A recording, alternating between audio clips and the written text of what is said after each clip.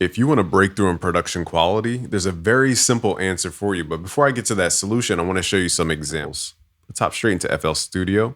Okay, so this first sound is in what's called Flex, the plugin Flex.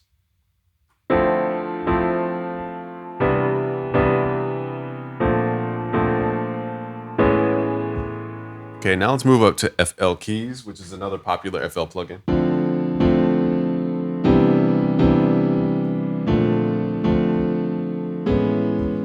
Now let's try what's called Keyscape, which is a third-party plugin by Spectrasonics.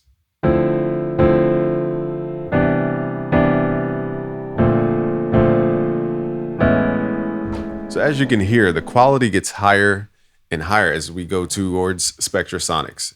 Now, my point is, and here's the solution, is that instead of focusing on what comes out of your DAW, focus on what goes in your DAW.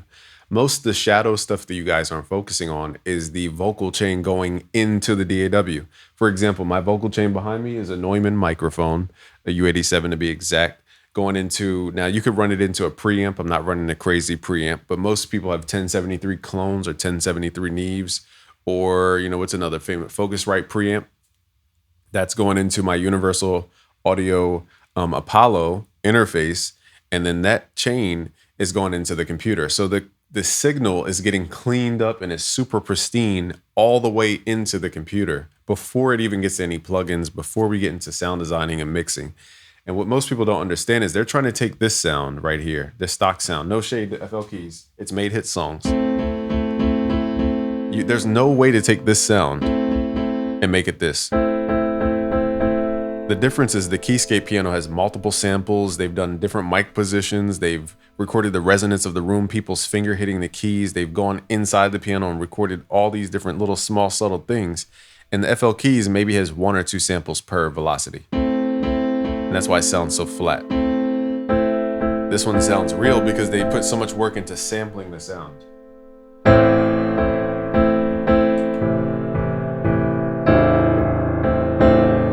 So you get a lot more attitude and expression out of the higher end plugins. And my point is not to show you this plugin specifically, it's to show you that the sound quality begins with the beginning, not the end. There's no way through any mixing process that I could take, even through Sound Goodizer, there's zero way I could take this FL Keys and make it sound as good as a Keyscape plugin. And the more you try to bang your head with trying to process this sound to make it the Keyscape sound, you're just going to frustrate yourself. You're going to burn through a bunch of money with a bunch of plugins you don't need that don't get you there. And this was eye-opening for me because I'll switch screens real quick. It is when I went to Paramount Studios for the first time. It was the B Room at Paramount LA. And when I go to the studio, I usually make it like a big team thing. So at that time I had a team and we had a bunch of people there. So as we were in there, I was thinking, you know, looking around, I looked at the console, I looked at the mic chain, the compressors, the Neves, the whatever else was in that room.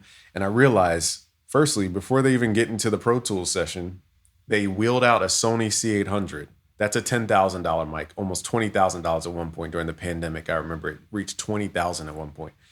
That's to start with. Now, it's not saying it's the greatest mic in the world, but we're not, most of us at home, this is a $400 mic, okay? A $10,000 mic is insane, okay? And that's not even a Telefunken. So the Sony comes, they wheel out the Sony C800, they put it up, and, you know, then that signal, I realized, goes straight to the Neve, a real Neve 1073, which is not a clone, meaning that these are very expensive and authentic. And so it's going from this multi-$1,000 microphone in a crazy treated room through the wall into the 1073 preamp. And then from there, it goes into an 1176 compressor, which is a classic compressor. And my point in saying all this is that all this processing happens before it even gets into the DAW. So when people are watching these mixing videos and how to up their mixing and their vocal mixing and all this, it's the before you even get into the DAW. There's no compressor, there's no EQ, there's no noise compression or noise suppression plugin. There is no clarity plugin. There is no whatever plugin that can make this vocal sound like it could if it were on that vocal chain at the actual studio. This vocal chain is just, it is what it is because I don't have room treatment. I don't have a lot of stuff. It's not going to sound like the thing that sounds that's worth $10,000+ 20,000 if you add up the whole chain. Now I'm thinking about it. And so my goal in making this video is not to discourage you. It's to stop beating yourself up because you're using different ingredients. Okay, so imagine trying to make a Chick-fil-A sandwich. You probably start with some kind of flour. You have chicken breast of some sort. You have, what else? A bun of some sort, a pickle. Okay, that's great if you have chicken at home, you have a bun at home, you have flour at home, and some butter at home. But the difference is that if you don't have their exact spices that they put inside the flour that goes on the chicken, and you don't have their exact process of how long they leave it in the oil to boil, or excuse me, to fry, and then they flip it, and you don't know the exact process on how to actually toast the buns where it's slightly toasted, but not too toasted, then you're never going to get a Chick-fil-A sandwich. You may start with the same ingredients, but you're never going to truly get to a Chick-fil-A sandwich. And most of us are even beyond that point. We're starting with peanut butter and jelly, trying to make a Chick-fil-A sandwich. It's like you're not going to get a peanut butter and jelly combination to ever make a Chick-fil-A sandwich ever. Now, the first example is giving you guys a little bit of leeway. So my ultimate goal is really just to say this, is we have to focus on what goes into the DAW, not what goes out of the DAW. I can show you a couple magic tricks. I'll show you some now. I could take any sound pretty much and make it sound cool. But the problem is I cannot take a plasticky synth that models a real analog synth and make it sound like my real analog synths to my left. My Prophet 6, my Moog Subsequent 37, my Korg Kronos is impeccable, the sound. I have a Yamaha DX7 you guys can't see off camera. Prophet 8 by Dave Smith, a Moog Voyager. We have, a Yamaha motif behind me. I have Roland keyboard above that, and a bunch of sound modules over here, the Access Virus TI. And all I'm saying is that there is zero plugin that can match that sound. And until you hear it, you won't understand the difference. You're going to be chasing the next plugin, chasing the next emulation. And I can guarantee you 1000% you're not going to sound like the real thing. Something about analog synth specifically has like this weird resonance, and it hits your brain differently than if you just hear like this plasticky synth. So let me show you how I could take literally any sound. Oh, I don't have my hard drive on me. So let's go to a download folder. I'm just going to go in some random kit and pick a random sound. I'm going to close my eyes, pick a sound. Okay, an open hi-hat. Way to give me the hardest sound, universe. Right click, let's make this into a different sound. So I'm going to show you real wizardry in real time using what's called sound design principles, mixing principles, and really high level type stuff. I'm going to zoom in so far, and I'm going to take the smallest of small sample size here. So I'm going to left click here. So for those who aren't into music, this is magic at its finest. Okay. Not only do I teach you music theory magic, I'm going to teach you sound design stuffs. Okay, let's drag this into the sampler.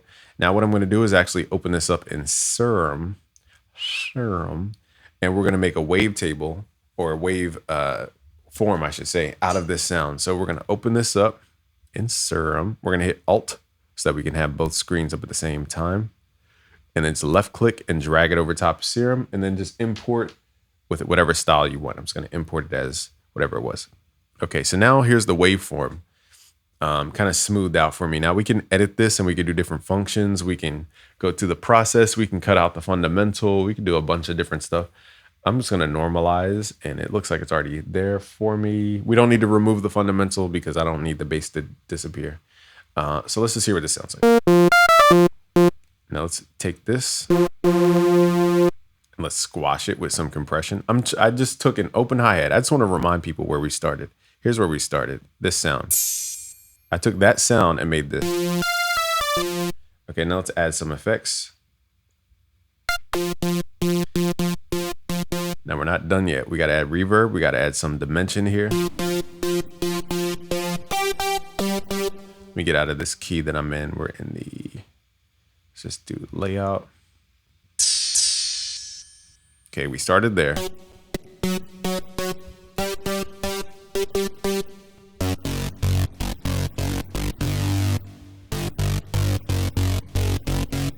All right, and we're not even like done. I'm not gonna go so far, but my goal in doing all this for you is just to show you how deep this stuff goes, how deep the rabbit hole goes.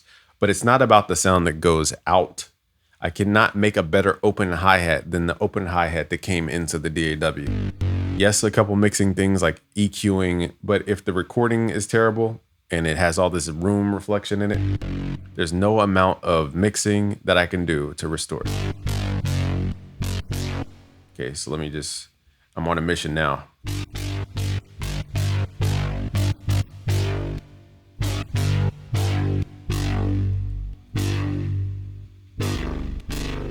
I want to remind people where we came from. We came from this sound. I turned this sound using pure wizardry into a bass. Now I can make it go further and further and further, but I just don't have enough time.